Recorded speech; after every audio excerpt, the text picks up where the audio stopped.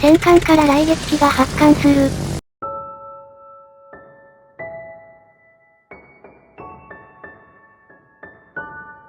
さあ今日は久しぶりの日本艦艇に乗っていきましょう。あれこんな艦艇持ってたっけ？この前10周年イベント配布のティア6艦艇コンテナから入手した。見た目からして日本戦艦か。確かに日本戦艦だけどこいつはただの戦艦じゃない。どういうこっちゃねん。まずはこの艦艇の船尾あたりを見てくれ。飛行甲板らしきものが見えるわね。ってことは航空機を飛ばせるってこと？そう。戦艦から航空機を飛ばすことができますせ。なるほど、つまりは航空戦艦ってことか。それでなんて名前の艦艇なんだ？この艦艇は日本ティア6航空戦艦の伊勢って名前。なるほどね。どんな性能の艦艇になってるの？とりあえず伊勢の性能をざっくり話す。まず、伊勢の強みは雷撃機を搭載しているところ。雷撃機か。なんか強そうな気がするぞ。ところが魚雷ダメージが低いので強くもない、弱くもない性能になってる。なんか意外な性能。それとティア6艦艇にしては優秀な対空性能になってる。日本艦艇の対空が優秀って珍しいわね。なんか長距離対空の爆発数が多くないか？伊勢は長距離対空をたくさん搭載してっから爆発数が多くなってる。それじゃあ性能の話はここまでにして細かいところは戦いながら話そう。戦闘の方はどうなってるの？今遠距離にいる巡洋艦を攻撃してる。さすがにこの距離だと回避されそうだぞ。当たればラッキー程度で攻撃してる。巡洋艦が点出しちゃったから当たらないかも。やはりダメだったか。だが心配する必要はない。こちらには切り札がある。おう、いよいよ雷撃機を飛ばすんだな。ついに雷撃機の出番ね。さて雷撃機たちよ。今こそ発艦して敵を魚雷にて粉砕するのだ。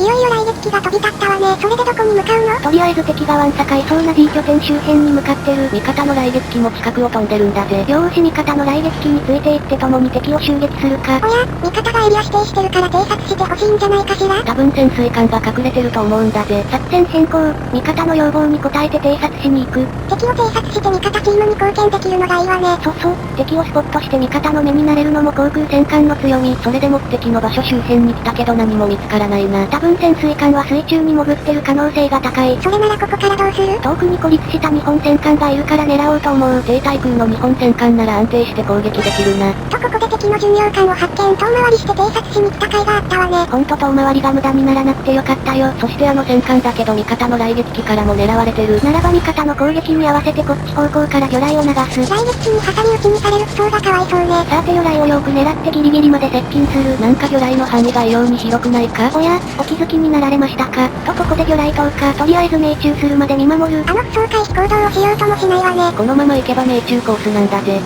魚雷5本命中、そして浸水も発生させた。命中本数の割にダメージが微妙なんだぜ。でも浸水ダメージは入ってるみたい。さてと、ここで追撃の地方攻撃をやる。容赦ないわね。これこそ、航空戦艦伊勢の戦い方だ。ところで雷撃機の性能はどうなってるの？まず機体数は4機、魚雷搭載数は2本になってる。一度に8本の魚雷を投下できるけど魚雷の範囲が広いから全て命中させるのは厳しい。まあ魚雷5本も当たればいい方だよ。そして見た感じだと魚雷の照準は良好そうね。そう、魚雷の照準をしやすいから使いやすい雷撃機だと思う。それと雷撃機の HP もティア6体にしては非常に多くなってるな。このティア体は対空があまり強くないから落とすのが大変そうね。爆発に突っ込まない限りそう簡単には落ちないかな。それと航空戦艦は航空機の消耗を気にしなくていいのも強みになってる。だから思う存分航空機を式に突撃させましょう。航空機がかわいそう。それでまた雷撃機で出撃してるの？そう、さっきの不走を狙いに行ってる。さて、不走には雷撃機の餌食になってもらう。ずっと雷撃機に狙われてる不走も大変だな。またしてもあの不走回避行動を取ろうとしないわね。よく狙って、魚雷投下。敵戦艦の HP 的に魚雷でキルできそうだぞ。魚雷6本も当たればいけそうだけど。ちょっと偏差が遅れたから魚雷6本は当たらん。と魚雷5本命中、浸水を発生させた。ここで味方が不走を撃沈。ギリギリ生き残って倒せなかった。キルはできなかったけど十分にダメージを稼げた。さてとこのまま攻撃をしつつ前進していく。前線に突撃してきた敵空母を発見。あの敵空母随分と冒険してるわね。ここで味方が敵空母を撃沈。敵の空母が沈んだから味方が優勢になった。艦艇数的にも味方が優勢。よーし、雷撃機の整備が終わるまで四砲で巡洋艦を狙う。そういえば四砲の性能はどうなってるの？まず四砲は 356mm を8門搭載してる。四砲精度はいい方だけど門数が少ないからティア6体では心もとないかな。四砲は弱い感じなのか？どちらかというと強くもなければ弱くもないって感じ。つまり中途半端な強さってことだな。そう、四砲だけ使ってても微妙に火力足んないから雷撃機とうまく組み合わせて使う感じ。さてと、いい拠点に突撃してきた戦艦を狙っていく。あの戦艦味方から集中砲火を浴びてるわね。瀕死になってるし魚雷でキルできそうだな。火災もあるしこれワンチャン魚雷で倒せそう。さて、よく狙って。魚雷投下。てかあの戦艦4カ所も火災が発生してるんだぜ。そんな状況で側面からの魚雷、絶望的すぎる。よーし、敵戦艦を魚雷で撃沈。地方で攻撃できない位置にいる敵を攻撃できるのは航空戦艦の強みだな。ほんと雷撃機にはよくお世話になってる。それで狙える敵が遠くにいる巡洋艦だけになったわね。このまま前進して巡洋艦との距離を詰めていく。雷撃機の整備が終わったから巡洋艦を狙う。どの巡洋艦を狙うのか、側面を向けてそうなのを探してる。手前の巡洋艦が点出して側面を見せたわよ。よし雷撃機の餌食になるのはお前で決まりだ。あの巡洋艦そこそこ爆発を発生させてくるんだぜ。あやべ、爆発にちょっとかすった。HP 的に1機は落とされそうね。あ、撃墜された。3機でも十分に魚雷をばらまけるから大丈夫。でも巡洋艦が回避行動をとってるわよ。見た感じ魚雷2本は当たりそう。魚雷は命中するも浸水は発生せず。まあ魚雷の浸水発生率は低いから数当てないと厳しいかもしれん。さて、瀕死の巡洋艦に四方を浴びせる。結構いい位置に飛んでいってるわね。でも結構弾がばらけてる気が。バイタル貫通、敵の巡洋艦を撃沈。まさかバイタル貫通できるとは思ってなかった。自分も予想外のラッキーすぎて驚いてる。それで前方から巡洋艦が突撃してきてるぞ。ならば敵巡洋艦を狙える位置まで移動して迎撃する。さてさて、敵巡洋艦を十分に引きつけたら攻撃する。地方発射。敵も瀕死だしこれで仕留められそう。まあこの距離で外すなんてことはないだろう。ここで外れたら泣きそう。とここで敵巡洋艦を撃沈。そして前方に敵潜水艦が出現したわよ。よーし、敵潜水艦に爆雷の雨を降らせてやりたいが、残念ながら爆雷機は射程外なんだぜ。仕方ない。地方攻撃で沈めるしかない。おや、目の前から魚雷が来てるわよ。あの魚雷は、まあ当たらないでしょう。地方が潜水艦に命中したんだぜ。やっぱり魚雷の命中コースに入ってない。よし、味方が敵やべっ魚雷が確実に当たるやつだ。こら言わんこっちゃない。距離も遠かったし大丈夫かと安心してた。そういえば今回の戦闘で初めてダメージ受けたな。無傷生還を逃しちまった。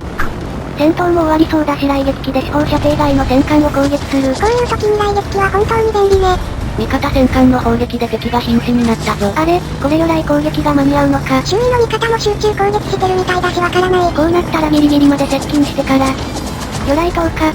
あとは魚雷が当たるか見守るだけ。なんかいけそうな気がするぞ。頼む。無事に間に合ってくれ。残念ながら味方空母にキルを持っていかれたわね。ぐぬぬ。ほんとあと少しだったのに、もう少し雷速が速ければ当てれたと思うんだぜ。私たちが狙えそうなのは近くの敵巡洋艦だけに。残り時間もないしギリギリまで引きつけてから攻撃する。でもこの艦も集中砲火を浴びてるからもう瀕死になってるぞ。今攻撃しても回避されそうだから敵が点打するタイミングを狙う。今だ、四方発射。弾がばらけなければ仕留められそう。デカポイント的に戦闘が終わっちまうぞ。戦闘は終わったけどまだ時間の猶予。どうしてか貫通なの。見事に弾が上下にばらけたわね。そんなバカな。そして撃沈は味方がしたんだぜ。今回の戦闘結果はこんな感じ。チーム内順位は5位。今回は順位が低いわね。試合後半の方は試合展開が早すぎて活躍する機会がなかった。だからこればかりは仕方ない。それで伊勢の方はどうだったんだ。まあ戦艦でありながら雷撃機を飛ばして遠方の敵を攻撃できるのが楽しいね。航空機の消耗を気にしなくていいし雷撃機も使いやすい。今回の試合の序盤は十分に活躍できたと思う。まあ試合後半の方は、試合展開も早かったし近くに敵もいなかったから仕方ないわね。それじゃあ今回はここまで。チャンネル登録と高評価をよろしく頼む。ゲームのリンクは概要欄に載せてるよ。それじゃあバイバイ。